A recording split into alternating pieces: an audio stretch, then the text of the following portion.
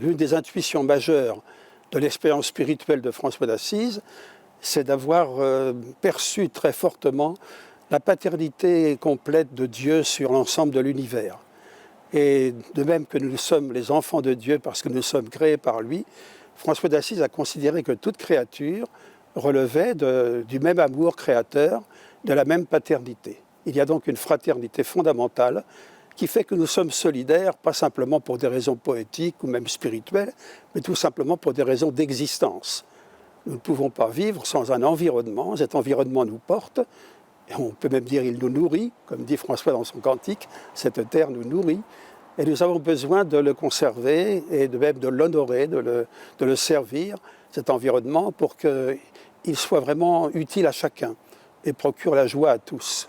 Il y a d'abord écouter le cri des créatures, celles qui souffrent en particulier, parce que dans les créatures, il faut inclure tous les hommes.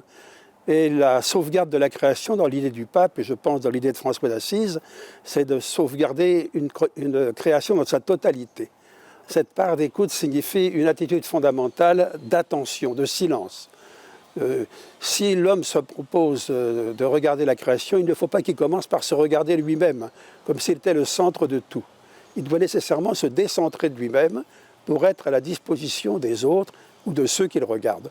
Dieu s'est révélé en parlant à Moïse, et il demande que l'attitude fondamentale du juif soit précisément d'écouter cette parole qui va s'exprimer par les commandements, qui va s'exprimer par la Bible et surtout par l'Alliance.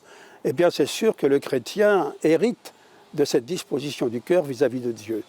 Là encore, c'est un problème de décentrement de soi-même pour se mettre à l'écoute de Dieu et à l'écoute de son œuvre, puisqu'il nous parle aussi par les créatures qui nous environnent.